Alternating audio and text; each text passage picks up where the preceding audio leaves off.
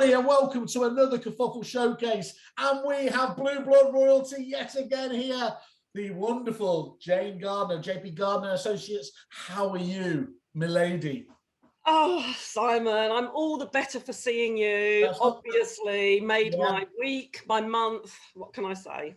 Beautiful. And if it hadn't been for the fact that I know you've tripped over and hurt your leg, so just if anyone watching here, if Jane is grimacing, it's not down to my tortured inquiring interview style. It is genuinely the fact you're in pain, isn't it? Oh, I'm in a lot take I've taken the painkillers, so hopefully I'll be fine. Okay, well that's good. If you start drifting off again, I'll alert the authorities.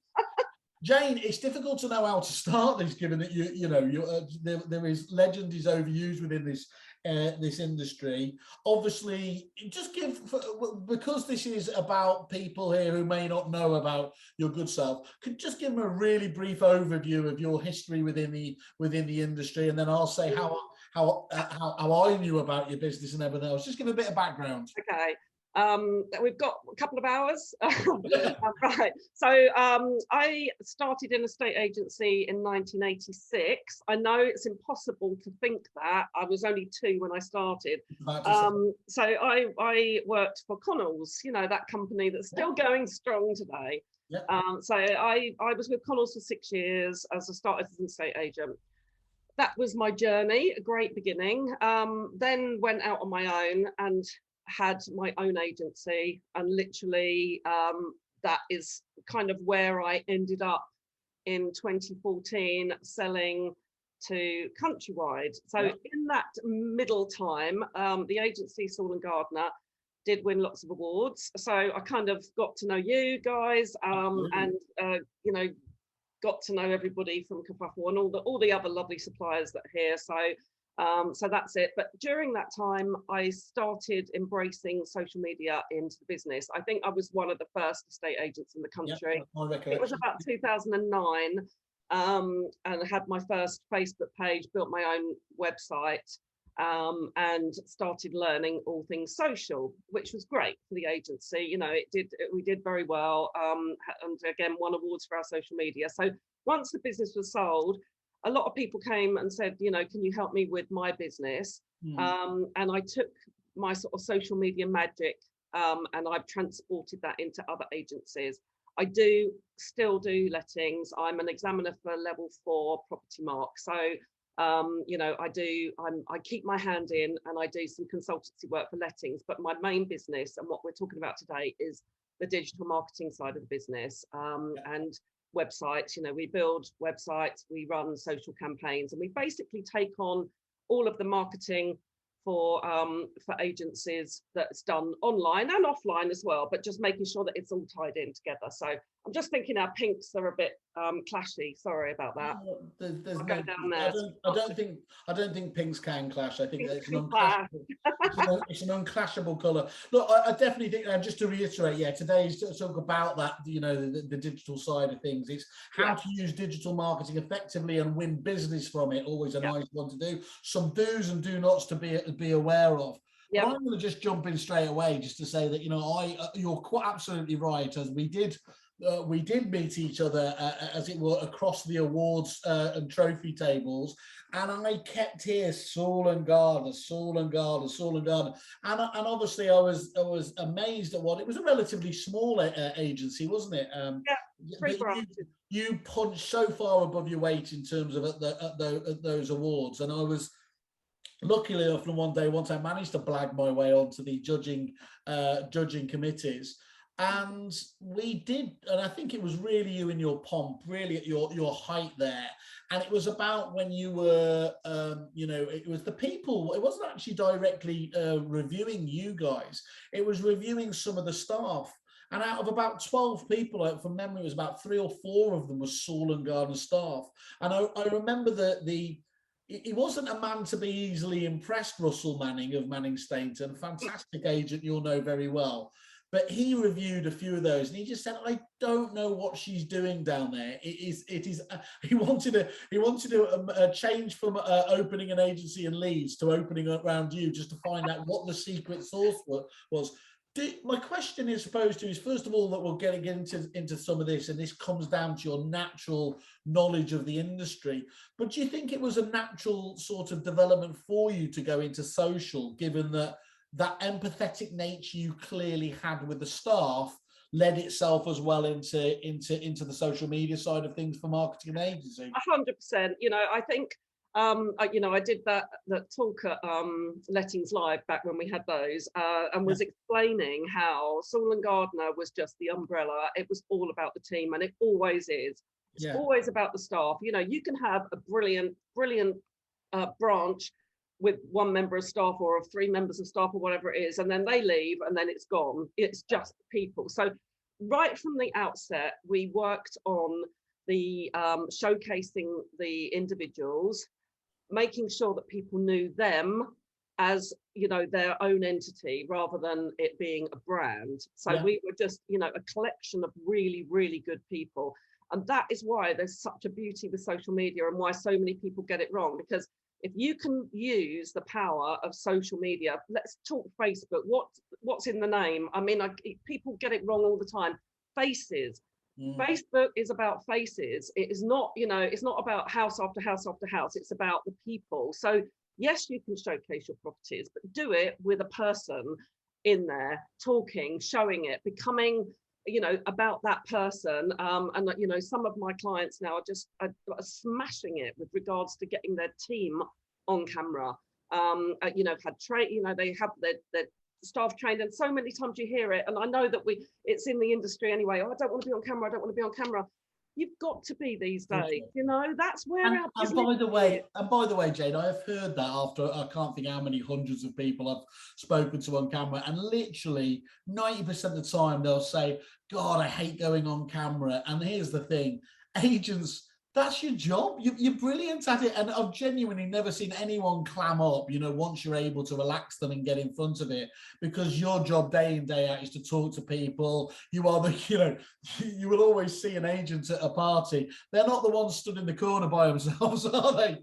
I think that's the reason why I chose a state agency, to be fair. And it's, nobody likes to see themselves. I can remember the first few days when I was going on camera, and we did it really early doors. If you look back on like the Saul and Gardner YouTube channel, that way back a decade ago, we were out doing video after video after video, and everybody got used to being on camera, whether they liked it or not. We did training on it, and it made such a massive difference. And that, you just can't, you don't want to look at yourself. Nobody does. All you do is you see your faults, you look at the way you are, but nobody else gives a sorry, not shit.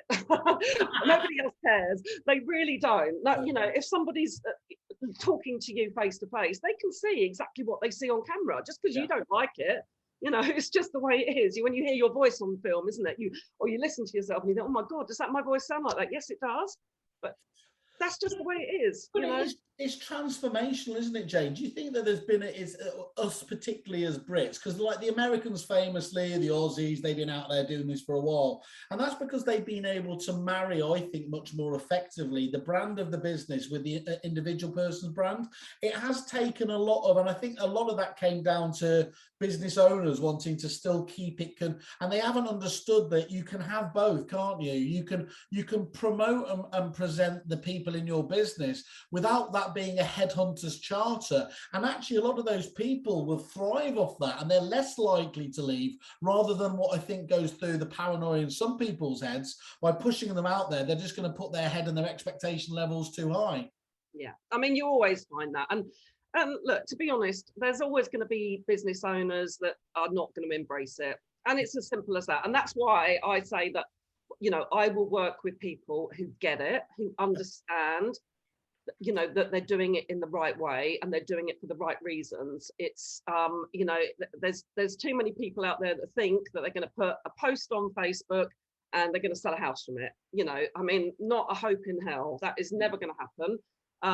You might get some interest the same way that you do on Rightmove, but if somebody's looking for a property, they're going to go to a portal. They're not going to go to your Facebook page. They go to your Facebook page to learn about your business and the people that are in it, and, you know, to become friends with it, so that when they actually need to sell a house, rent a house, buy a house, whatever, they feel like they know you, and they feel like, you know, that there's someone that's in their house already because they're seeing you on their phone or on their computer or whatever. So it's, you know, it's a totally different platform. So that makes perfect sense. So let's just go straight into that then. In terms of, so what sort of website should I have, Jane, as an estate agent today? There, as you've seen it, sized it yourself, don't compete with the portals in terms of, you know, finding the properties, because they've got everything. Why would you go somewhere else? So what approach do you advise your clients then on the sort of websites they should go for? The first thing we always do is we look at who the audience is. So, you know, who are you trying to tempt by your website? You know, your website now is your shop window. So you think of the money that agencies spend on their shop window, doing their displays and their televisions and Nowadays, that's what that money should be spent on a website. So when someone says, oh, you know, I want something cheap, a couple of grand, you know, okay, would you do that on your shop window firstly? Because you're going to have a lot more traffic coming past your website than you are coming past your shop window these days. So firstly, look at the people that you want to attract and talk to them. You know, they're not one size fits all. Oh, landlords, vendors. Okay, landlords, there's a million types of landlords, you know, and there's a million types of vendors. So let's look at who those people are. Look at your own database. I will say this, and agents just don't really know their own database. Where does your customer come from? Look over the last year, look at every sale that you've done, look at every let that you've done, and analyze those people. Where did they come from? Do they live locally? How do they know you? What's their lifestyle? You know, do they have pets? Do they follow a football team? You know, what, really hone in, because you can use all that information now. You know, we know that digital is a big brother watching us. So, you know, the likes of Facebook, the likes of your website, the likes of Google, they know everything about you because they follow you every day that you're online. So the more information you know, the more you can tell these, you know, your platforms, your Googles, your all your social media platforms, the type of person you're looking for, and then it will find those people for you. It's all done for you. But if you don't know who your customer is, then how the hell are you going to explain that? So first and foremost, if you're thinking about going online or getting a new website, look at your database and really think about the person you're talking to, and then design everything for that person. You know, if it is that you deal with student lets, so you might have investor buyers that are looking for HMOs, then that's all the information you're going to have. If you're you know, selling like a fine and country, so if you're selling to people who want a discreet, you know, they're maybe well-known people or whatever, then you've got to portray your vision in that way to attract the people that you want. What the most of the agencies that I work with, and which was very much my niche as well, was just dealing with local people who wanted to know you. So therefore, let's talk to them in that way. Let's give them the information that they want. Make sure that they can find everything they want to about me. You know, have a real our team pages on websites, and I'm sure any of your other website guys, Ben, and all the rest of it, they will tell you the same. Team pages are always one of the top pages that people go to, because people it's amazing, that, isn't it? You know, they want to know who they're dealing with. Yeah. So you mentioned niche there. How niche should people go, Jane? Is, you know, I suffer from, as you've said many times when you stand there yawning at me, that I can turn a one sentence into War and Peace, because I have a paranoia of missing out saying what we do and everything else there. Yeah. And I know you see this all the time on sites, don't you, that they're too heavy. Marketing talks about specialization and segmentation. How should people start? Should they understand that niche and stick to it, or do you specialize once you've nailed that niche, then you move on from there? I mean, look, I think everyone's at a different stage, and so, you know, it's going to depend on who you are and what you do. But once you know what you're great at, you know, surely you shouldn't be in business if you don't know what your USP is. You don't know what it is that makes people come to you. But loads of people, I would argue there, Jane, I've sat in lots of rooms with business owners and they're asked that, you know, almost that elevator, and it's clear they don't know what their secret sauce is, their USP, isn't it? And this is, again, regardless of whether it's the website or otherwise, you need to get that and nail that quick, don't you? You 100%. And you know, I think the trouble is that nowadays there's so much stuff out there, there's such a lot of noise, and obviously that's what you guys do, is that you're helping people to make sense of the noise. Yeah. But quite often people don't really get it, and they're like, oh, I'll have a bit of this, or I'll have a bit of that, have a bit of the other, and then they've got all this mishmash of stuff, and actually what are you doing with it? You're not, you know, half the time people don't even use most of it, and they're you know, oh, I've just got it because I needed to have that, or I've just got this because I need, you know, sit down and think about it properly. Have a proper marketing. Estate agents are really bad at having marketing teams. You know, it seems as though, you know, we're we're salespeople. We're not marketing people. Okay. What business do you know that doesn't have a marketing team? And it's always the estate agents. They're so behind with regards. Look, I'm talking about myself. I'm lumping myself in here as well. I mean, I'm lucky that I was a trained marketeer. That's what I did for my degree. So, you know, I had marketing background before I became an estate agent. So, you know, that's great. But if you don't understand marketing, then get somebody in your team who does. Yeah. And you know, then you can plan it, and you can say what is it that we want to get out there? What's the message that we're pushing out? And then you start doing your all of your campaigns based upon the different elements. And you know, it's.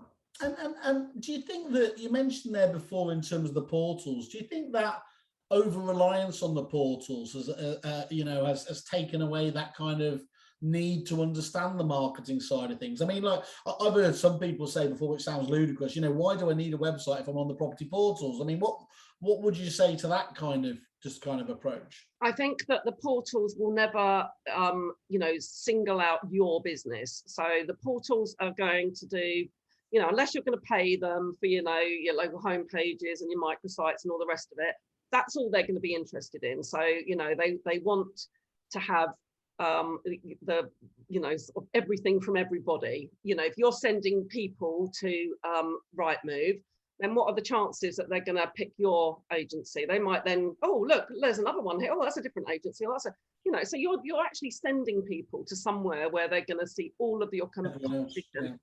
Get them to your own website, and then you can capture them, and you can, you know, showcase everything that you've got and why they should be dealing with you. I mean, we're really looking on our website to get the client base, aren't we? We're not, the website isn't there to sell a house, really. No. It's there to sell our business to the next person that's going to use our services. So, you know, it's got to look right. Quite a lot of agencies now don't even have like a search bar. They don't even have a property search on their website, because they know that people are going to search property online. But it's all about the capture of why somebody should come to you. So you're talking about what I'm going to do differently. So yeah, if you want to rely on the portals, but you know, you're in the melee then, aren't you? You're in with everybody else, and if you don't stand out, well, you know, that's your problem. But you have it on your website, that's it, your niche, they're captured. And if you can keep them on the website, which is why we always have to work very carefully of the journey on somebody. You know, you don't want someone to just land on one page and then be off, unless it's a landing page, which is totally different to a normal page. You know, so if you're doing something for data capture or whatever, then that's a landing page. But if you're, you know, trying to keep someone on your blog, for instance, then once they've read one blog, you want them to, oh, how about this one? This one's of interest to you. And you want to make sure that flows, and you can look at your analytics and see that somebody stays on, and then they go to the next page and the next page. But again, you know, the natural, as you said, natural flow. And I mean, one of your biggest problems is, Jane, and indeed the problem for many agencies, they know that the website is so, I mean, if it isn't, you know, I would argue, obviously, given my old background, that CRM is just as important, but they are the two core pillars of prop tech, aren't they, really, in terms of your website and your CRM system should go hand in glove as well, clearly there. But one of the problems you've got there is, because they know it's such a big big job, most important job and everything else, and they know that there is all this content and everything else that goes on there, is, do they have to write all the content on their website, or is that, you know, kind of the Well, you people would have do. that? I mean, you know, look, in most cases, yes, it is something that people forget about. Yeah. They buy this website and then they think, oh, why is it not all written for me? Okay. You know, when I'm building a website, I will write the content. Simple. If somebody wants me to, look, if they want to write their own content, that's fine. I'm there to help. But you have to write content in a specific way.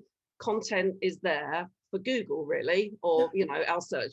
Google is the biggest search engine, as we know. So, you know, we write everything in a way that it's designed that Google will know exactly what it is that you do, where you do it, and who you do it for. And that is very, very important. So that's what you would class as SEO. Yeah.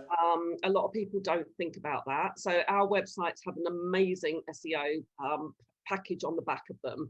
And that's what we do. We make sure that every page that we post, whether it be a blog or whether it be a content page or whether it be a landing page or whatever it is written so that Google goes, I know exactly where you are, and that's going to go on organic search. It's going to be at the top of the rankings.